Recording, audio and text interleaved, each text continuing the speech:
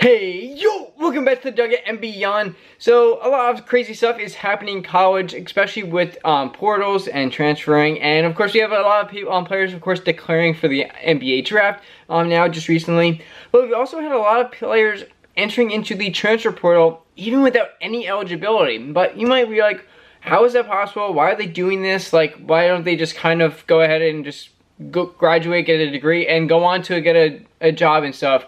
But a lot of these players are actually being told to do it because there's a whole lot of kind of legal cases going around at the moment, and also the last couple years, to kind of try and give players the extra year, 5th year, 6th year. A lot of players are also getting like 8 years, but also that had like they've injuries, redshirted some years, but that's besides the point. For some of them, they actually had like legit reasons. Maybe after a while, you're 25 years old.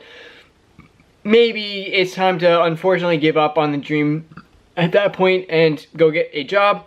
But yeah, there's some players here that are being told to do it, and kind of like, especially with Clemson's player Ian Shefflin, who actually he entered the portal, but he said, I was advised to do it due to the pending NCAA cases that are going on, and kind of just testing out the market here to see what happened. And honestly, some of these players are, if they do actually get something, they could make some money out of it. So in a weird way, it's not a terrible idea for them to do it. It's just kind of like, maybe it might be a little bit of a push here, but we'll do it and just go and finish your degree and all that kind of stuff. And especially also with Vanderbilt's QB Diego Pavia, who actually had a couple good games there.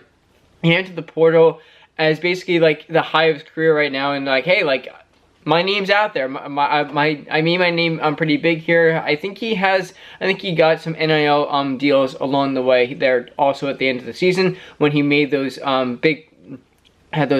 big wins there for Vanderbilt, kind of got his name into the loop there and kind of made some money. So congrats to him on that stuff. I think that happened. So if it didn't, then unfortunately not congrats. But yeah, there's a whole, of course you have red shirting, you have getting hurt, you just kind of all that. But they're saying that with NCAA coming out and saying like, hey, like, you should be able to get at least 4 years in 5 years of school. Like some people do go to graduate school, and that's how they get their that year there for them. Yeah, this is just kind of insane. If you there's actually numbers out right now that there weren't numbers at the beginning of this, but now there is. Since here are the numbers since the for the men's players in the portal year since it was introduced was 2019. There's 957. 2020 967, and then it skyrocketed. It literally only went up 10 players from one year to the next, and then 2021 I think is just where it became like, all right, yeah, this is something that can be done, and is working for a lot of players probably. And that's also when we only had NIL for about I think the last couple years, so NIL wasn't even introduced in 21. But it again skyrocketed to 1,653. The next year actually went down three people, and the next year went up again to 1,724.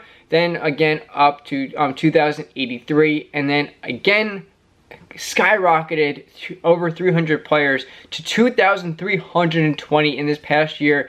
And of course, there's been we have the regular transfer portal, and then the secondary transfer portal, basically what we just had happen not too long ago, where we had some players switching between, and that was actually with Nico Lamialeva, where he went from Tennessee to UCLA, and his brother is actually originally UCLA, and he went to Arkansas. I think he's actually switching back, and some crazy stuff. But there was again the secondary transfer portal there.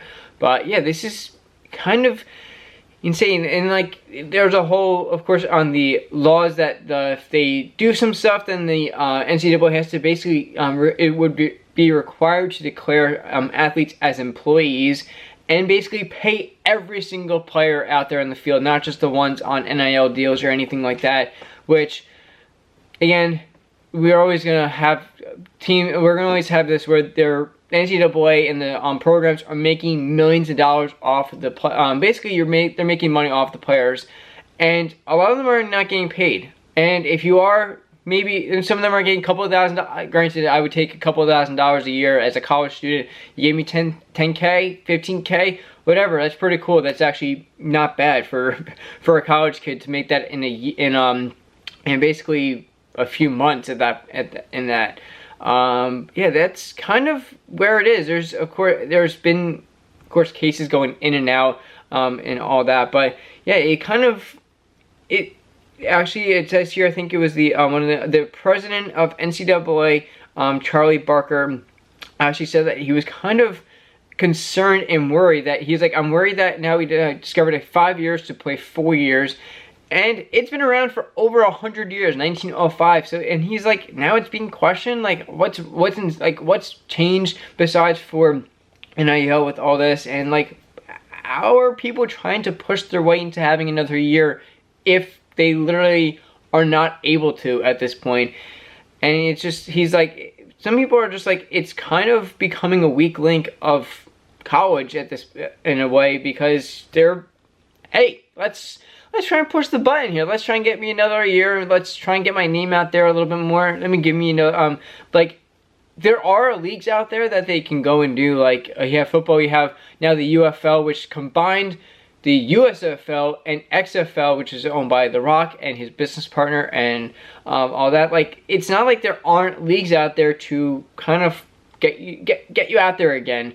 You can, like, for example, you just have Escar for the Yankees. I think Jose Escar, he literally has been doing side jobs. He was a substitute teacher, Uber driver. He went to multiple different leagues in there, and now he's on the Yankees. Like, it's not like you can't go out there and find another league and have eligibility for the rest of for as long as you want and find your way onto a professional team. It's out there. It's possible, and it's just these players are maybe just wanting. I don't really know. It's kind of. I don't really think anyone really knows at this point. Let me know what you think about. I just want to hear opinions on what people out there think is kind of going on and why it's happening and what players are expecting to have happen, honestly, in this situation. But yeah, this is, again, there's always going to be changes going on in these things, and this is just, I think, it's just the very beginning of it. People are just trying to find the tiniest little loopholes and get you. I heard Herbert for UNC was trying to literally find every loophole to have RJ Davis stay at UNC for a 6th year and stuff, but I don't think it actually happened. I'm pretty sure RJ was like, I'm gonna go, I'm gonna do what I need to do in life and just move on. I can't spend my life at college and trying to hopefully get to the NBA. I respect that 100%, and yeah, but I just think this is going to just get worse and worse, and I think, in a way, this is kind of what needed to happen. You needed to have some pushback and just realizing that NCAA is like, what's happening? We need to stop having this happen.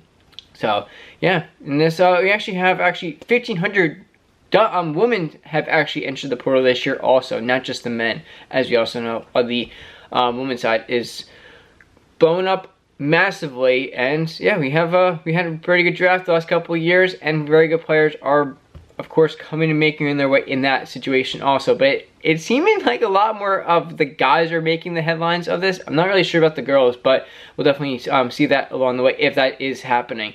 Yeah, let me know what you think about what's happening in the transfer portal, and if you think that things are going to ever change, or if NCAA is going to realize this and push back on it. So, yeah, let me know, and I'll see you on the next one. Peace!